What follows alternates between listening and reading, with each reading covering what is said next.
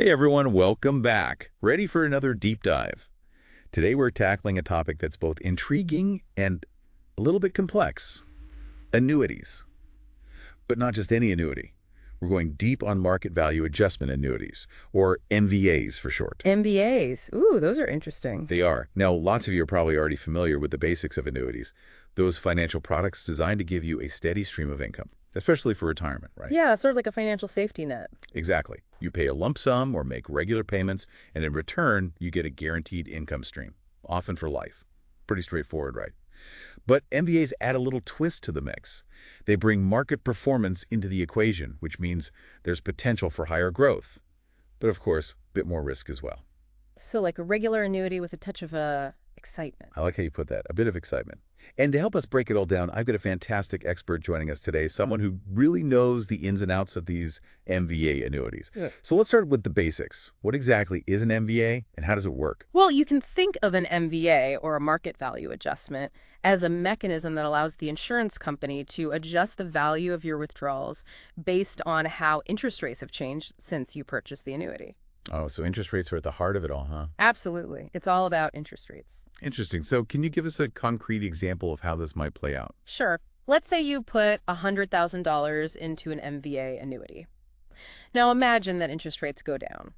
With an MVA, your withdrawal value could actually increase because of that, maybe to, say, $110,000. That's the potential upside.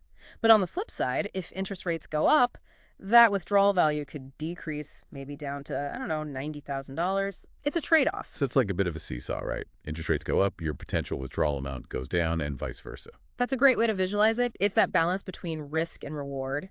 Now, you mentioned that if interest rates go up and you need to withdraw money, you might end up with less than you initially invested. That sounds a bit risky. Are there any situations where this adjustment, the MVA, doesn't apply? Yeah, good question.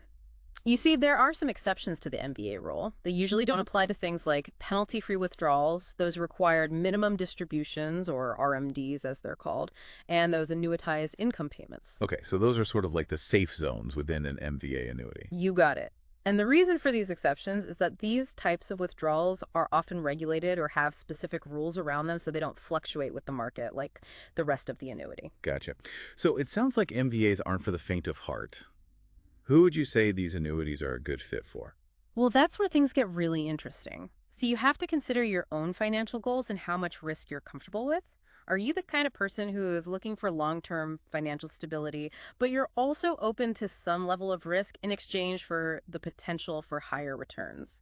Like someone planning for retirement, maybe. Exactly. Someone planning for retirement who's thinking long-term and is okay with some fluctuations in the market. And are you planning to hold the annuity for the full term of the contract? If you're thinking, yeah, that sounds like me, then an MVA annuity might be something to explore. Okay, but what about those who need more flexibility with their money?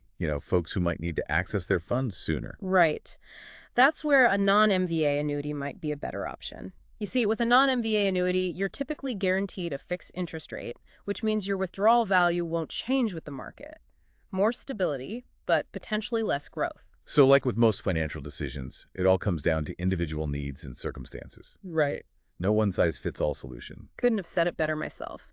Each person's financial journey is unique. Well said. And as we wrap up our deep dive into the world of MVAs, I'd love to leave our listeners with a thought to ponder. Picture yourself, say, 10 or 20 years down the road, enjoying those golden retirement years. How would an MVA annuity potentially fit into that picture for you? Would the potential for higher returns be worth the added risk? It's something to think about as you plan your financial future.